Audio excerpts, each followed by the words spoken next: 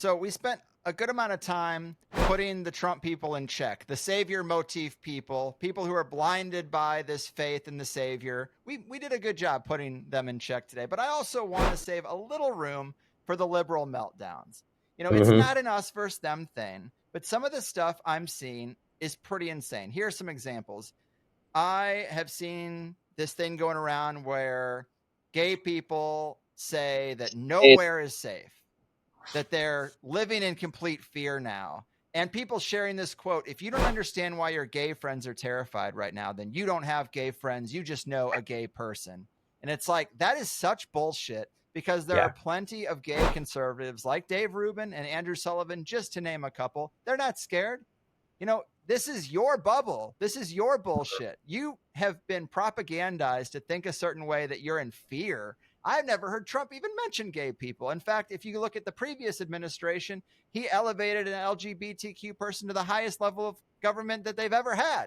So there's that. And then the first female secretary of state. I know he's playing a game and can be trolling these people, and these are just ceremonious positions, but this is ridiculous rhetoric. Another thing I saw is that there's this trend now, women going around wearing some blue bracelet to prove they're an ally and weren't a Trump supporter. Calls for Latinos and Black Trump supporters to be deported is probably the most ironic one. Suddenly they're not all that inclusive, but it's interesting to see people have to confront their reality that, you know, not everyone thinks like you just because they're gay, Black, or Latino. It's breaking a lot of brains out there. There's people now who are liberals saying, well, now I don't feel safe, so I'm going to go get a gun.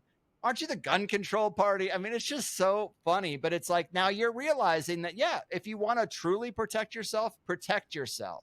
Like, if you feel threatened, you know, you probably should have a gun. Everybody may, I don't know, should have a gun or should have the right to have a gun.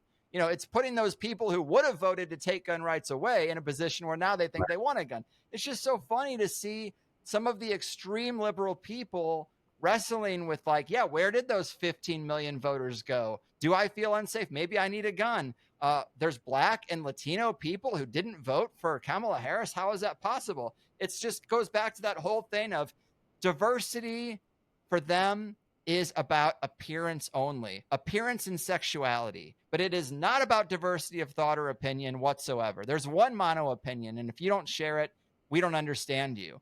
And man, just to see some of these tweets about, like, Black people should go back to Africa and Latinos should be deported because they didn't vote the same way as you. It just shows that your ideology, your commitment to your values was all nothing. It was just party politics. Right. I mean, it's everywhere. I agree. It's embarrassing, right? But I mean, as I'm sure you'd expect, I think my obvious opinion is that both sides are equally ridiculous in that way. I think we can see the woke right as much as the woke left in different ways and different flavors. But I think what's funny about it is that you could see, like, to take your first point, the idea that, you know, how in the world, like, here, I think that that's the best point of what's her name, Levine, you know, so it's like, or his name, the idea that we're talking about something that's like a huge precedent, but because Trump did it, we won't give him that. We won't acknowledge it. Like, that's so petty and so small. This comes down to the point, for example, like I've been saying the whole time. I could point out what I think are obvious issues, the lies about Trump or what he really is, but I can be mature enough to be like, I hope I'm wrong, though. I would want the positive thing. These people, I would argue, would rather see the country burn, just like the last time. They would rather see the whole country burn instead of have Trump have the positive things that they want, and see him benefit from it. That's just that. You're right. That means they don't care about anything. It's all, at the very least, they care more about their own petty politics than they do about everything their identity's wrapped around. That's pretty sad. But I mean, again, I see the same things coming from both sides of that, where we see Donald Trump and the gun stuff with his red flag laws and the bump stock stuff. I mean, people ignore what they don't want to see. But since we're talking about this part of it, what's embarrassing is this overreaction to it. Like, so again, not giving him credit for that, but if it was anybody else, it'd be this monumentous change. Or the idea that somehow gay people are at risk, like, what world are they living in? Like, I can without question point out that there's a vein through the Trump kind of momentum of people that are pretty gross and racist, but I could find that in other sides as well. That would be like, there's people on the Democrat side that are so aggressively pro-Israel that they don't care about Palestinians being, there's lines everywhere you look, but is it a majority? Hardly. I mean, not even remotely. Like, I think there's more acceptance today in the Republican side of this in a lot of ways because of this whole unity push than I've ever seen before.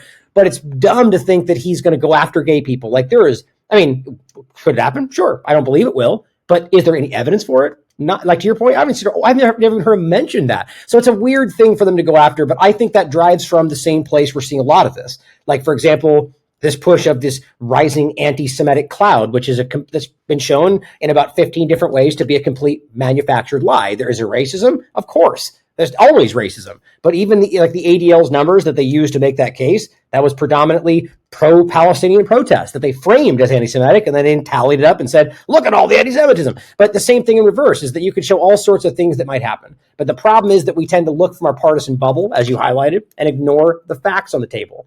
And I think the sad thing is that this is a prominent part of this conversation, but the positive thing is that it's not the majority.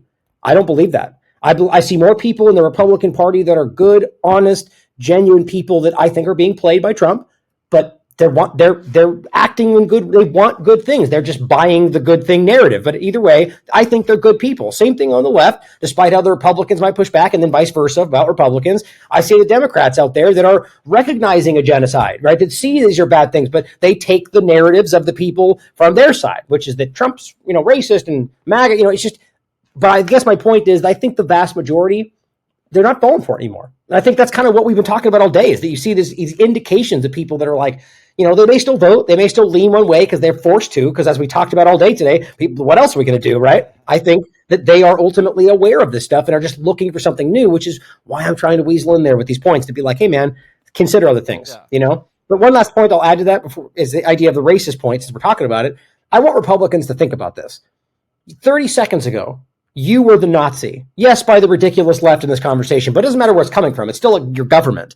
And you were framed as the Nazi. You were framed as anti-Semitic. The trucker convoy was a Nazi convoy, right? So now, before you start jumping to calling people that are trying to stop the Israeli war as a racist, anti-Semitic person, think about how easy it is to be framed as the terrorist or the Nazi or the anti-Semite simply because you're wearing a certain color hat or because you went afoul of a government agenda. I just want us to consider that, because that's what's happening right now to people that are trying to stop what's going on there. Yeah, good points. And to kind of parallel what you were saying, you'll see that same bipartisan commitment, or that problem with the vaccine when it came out. It's like, I'll never take a Trump vaccine, and then 8 months later, you should be in jail if you don't take the Biden vaccine. It's the same fucking cocktail in the goddamn shot.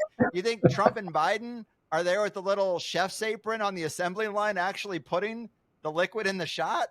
It's so insane that was, but it did happen. And I am a man without a party. I think my body, my choice should extend to everything. What I want to put in, what a person might want to take out, whether I want to inject it through a pipe or a shot or whatever, through my mouth, through my skin, my body, my fucking choice. It's not hard to say that is universal. And if you want to judge me for smoking weed or judge a chick for having an abortion, go ahead and judge. But I don't care if you judge. I just care that, you don't lock me in a cage for it. Can you believe it, people? A video clip and a peek into how that sweet THC sausage is made. For some people, I'm sure it's nice to put a face to the name, so I started making clips that are a little more YouTube friendly than the full show tends to be. Get the full show on any podcasting platform. I prefer to keep it audio only, so we have a more decentralized distribution for a controversial show, and also so I can edit out the ums and ahs and barking dogs and all the things that happen when a person records in their home environment. And then if you really like the show, you can sign up for THC Plus, and instead of 1 hour interviews, you get the full 2 hour interview for just $8. I think that's a better deal, more of a win-win than asking you to support the show by booking a therapy session or buying generic Viagra. It's getting weird out there, folks.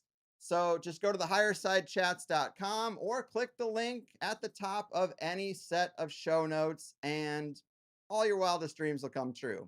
All right? All right. The highest